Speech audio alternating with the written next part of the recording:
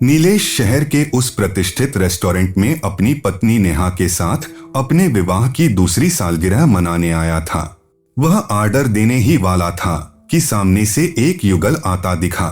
लड़की पर नजर टिकी तो पाया वह उसके प्रिय दोस्त मनीष की पत्नी सुलेखा है।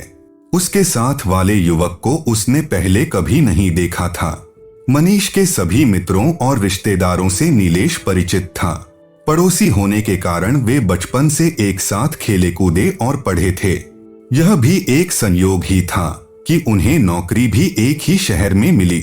कार्यक्षेत्र अलग होने के बावजूद उन्हें जब भी मौका मिलता वे अपने परिवार के साथ कभी डिनर पर चले जाते तो कभी किसी छुट्टी के दिन पिकनिक पर।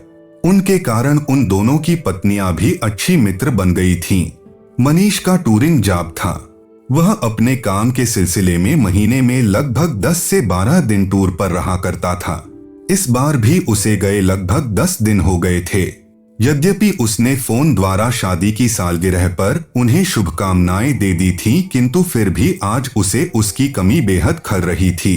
दरअसल मनीष को ऐसे आयोजनों में भाग लेना न केवल पसंद था बल्कि समय पूर्व ही योजना बनाकर वह छोटे अवसरों को भी विशेष बना दिया करता था। मनीष के न रहने पर नीलेश का मन कोई खास आयोजन करने का नहीं था, किंतु जब नेहा ने रात का खाना बाहर खाने का आग्रह किया तो वह मना नहीं कर पाया।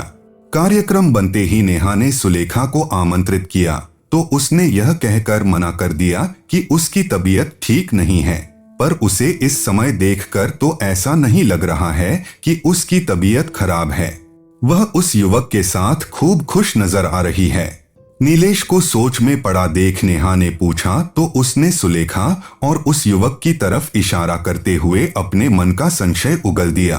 तुम पुरुष भी किसी औरत को किसी मर्द के साथ देखा नहीं कि मन में शक का कीड़ा कुलबुला उठा होगा, कोई उसका रिश्तेदार या सगा संबंधी या फिर कोई मित्र। आखिर इतने दिन अकेली रहती है, हमेशा घर में बंद होकर तो रहा नहीं जा सकता।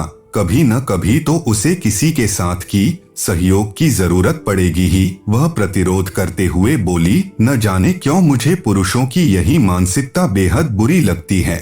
विवाह हुआ नहीं कि वे स्त्री को अपनी जागीर समझने लगते हैं।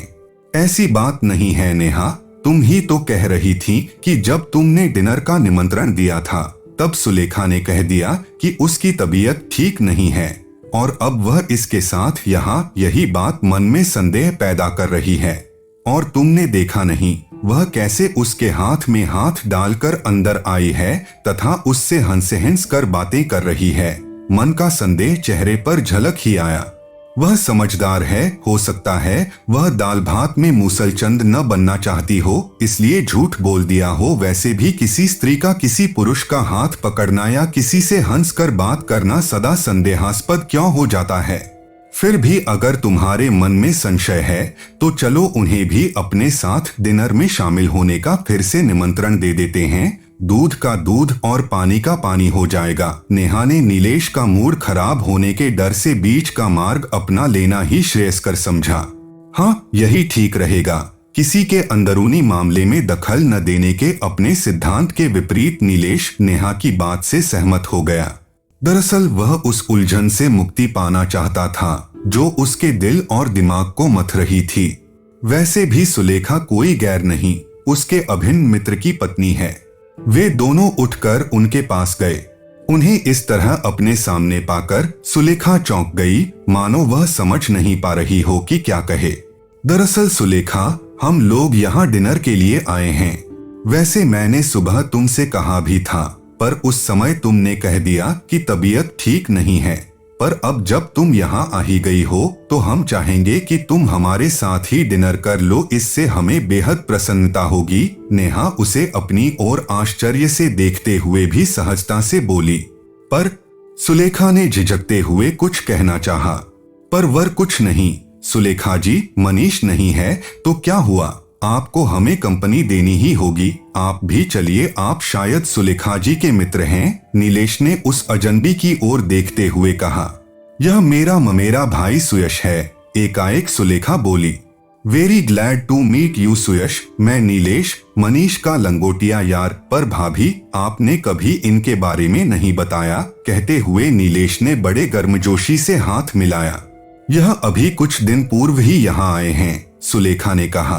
ओह, तभी हम अभी तक नहीं मिले हैं, पर कोई बात नहीं, अब तो अक्सर ही मुलाकात होती रहेगी, नीलेश ने कहा।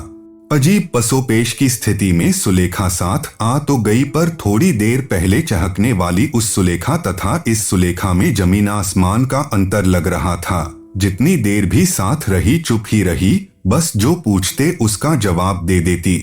अंत में नेहा ने कह भी दिया, लगता है तुमको हमारा साथ पसंद नहीं आया। नहीं, ऐसी बात नहीं है, दरअसल तबीयत अभी भी ठीक नहीं लग रही है, झिझकते हुए सुलेखा ने कहा। बात आई गई हो गई। एक दिन नीलेश शॉपिंग मॉल के सामने गाड़ी पार्क कर रहा था कि वे दोनों फिर दिखे। उनके हाथ में कुछ पैकेट थे, शायद शॉपिंग करने आए थे।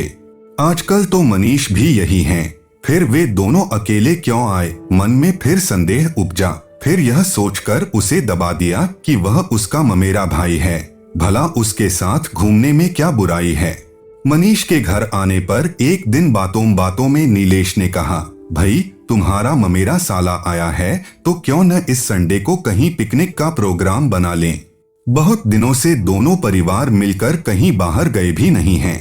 ममेरा साला, सुलेखा का तो कोई ममेरा भाई नहीं है, चौंक कर मनीष ने कहा। पर सुलेखा भाभी ने तो उस युवक को अपना ममेरा भाई बताकर ही हमसे परिचय करवाया था। उसे सुलेखा भाभी के साथ मैंने अभी पिछले हफ्ते भी शॉपिंग मॉल से खरीदारी करके निकलते हुए देखा था। क्या नाम बताया था उन्होंने? हाँ सुयश, नीलेश ने दिमाग पर जोर डालते हुए उसका नाम बताते हुए पिछली सारी बातें भी उसे बता दी। हो सकता है कोई कजिन हो, कहते हुए मनीष ने बात संभालने की कोशिश की। हाँ हो सकता है, पर पिकनिक के बारे में तुम्हारी क्या राय है? नीलेश ने फिर पूछा। मैं बाद में बताऊंगा, शायद मुझे फिर बाहर जाना पड़े, मनीष ने कहा। नीलेश भी चुप लगा गया। वैसे नीलेश की पारखी नजरों से यह बात छिप नहीं पाई कि उसकी बात सुनकर मनीष परेशान हो गया है। ज्यादा कुछ न कहकर मनीष कुछ काम है कहकर उसके पास से हट गया। उस दिन उसे पहली बार महसूस हुआ कि दोस्ती चाहे कितनी भी गहरी क्यों न हो, पर कुछ बातें ऐसी होती हैं जिन्हें व्यक्ति किसी के साथ शेयर नहीं करना चाहता। तो दोस्तों आज के लिए इतना ही, मिलते हैं अगले वीडियो में। Thank you guys.